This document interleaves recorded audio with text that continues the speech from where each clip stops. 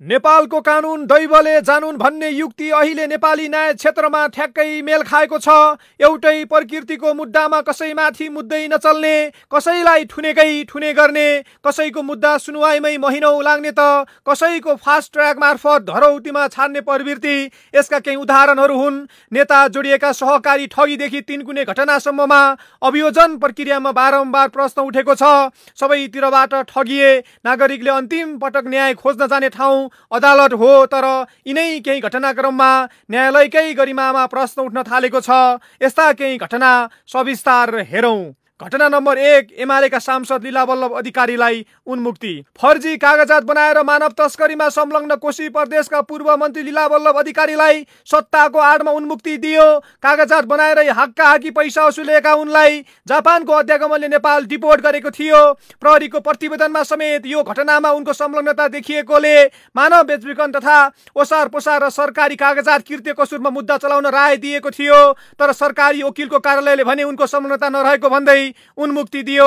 Japan जान पैसा बुझाउने फसे, तर पैसा बुझ्ने अधिकारी एमालेको आशीर्वादले शिर ठाडो पारी हिँडिरहेका छन्। यहाँ हाम्रा न्यायिक निकायहरूको वास्तविकता झल्किन्छ।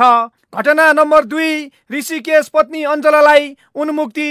मोरङको उमागौरी कृषि सहकारी ठगीमा सहकारी पूर्व सञ्चालक तथा एमाले सांसद र सार्वजनिक लेखा समितिका सभापति ऋषिकेशका श्रीमती अञ्जला कोइरालाले यसै गरी उन्मुक्ति पाइन्। केही समय फरार सूचीमा रहेकी उनी 2081 पुस 14 गते जिल्ला अदालतमा हाजिर भइन्, तर उनी एक दिन पनि हिरासतमा बस्नु परेन।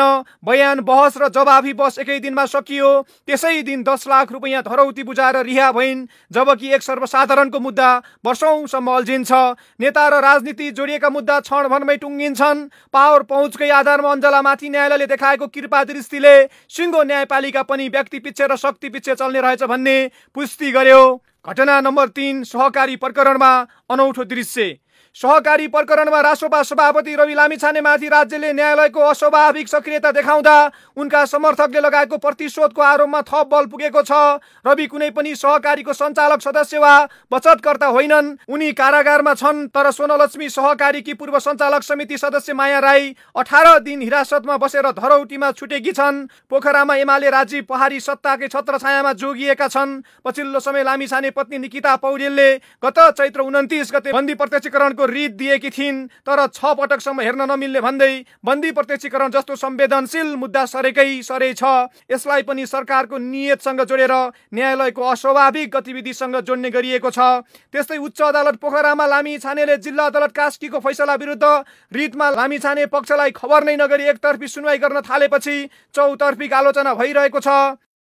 न्यायालय भनेको नेपाली जनताले सबै ठाउँमा अन्याय भए पनि त्यहाँ चाहिँ न्याय हुन्छ है भनेर जाने ठाउँ हो। तर पछिल्लो समय न्यायपालिकामाथि पनि नेपाली जनताले विश्वासको वातावरण सिर्जना नभएको महसुस गरिरहेका छन् र यो गम्भीर विषय हो सभामुख महोदय। अदालतले आफैले यो ड्यू प्रोसेस अफ ल, कानुनको प्रक्रिया मिच्न थालेको विषय निकै संवेदनशील भएको महसुस गरेको छु सभामुख महोदय।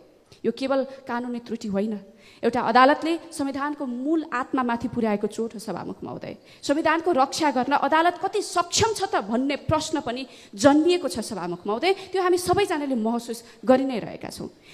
घटना नम्बर 4, फरक विचार राख्नेहरूमाथि फरक नजर।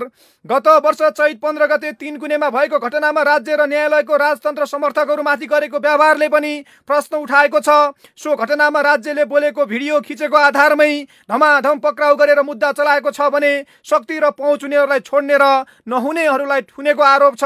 भलै रविन्द्र मिश्रको हकमा भने सर्वोच्चले त्यो मनलाग्दी सच्याएको छ। मिश्रको अनुसन्धान सकिँदा पनि प्रहरीले काठमाडौँ जिल्ला अदालतले अनावश्यक म्याद थपेको ठहर सर्वोच्चले नै गरेको छ। यस विषयमा कानुनका जानकारहरूले नै रविन्द्र मिश्रमाथि अन्याय भएको दाबी गरेका छन्।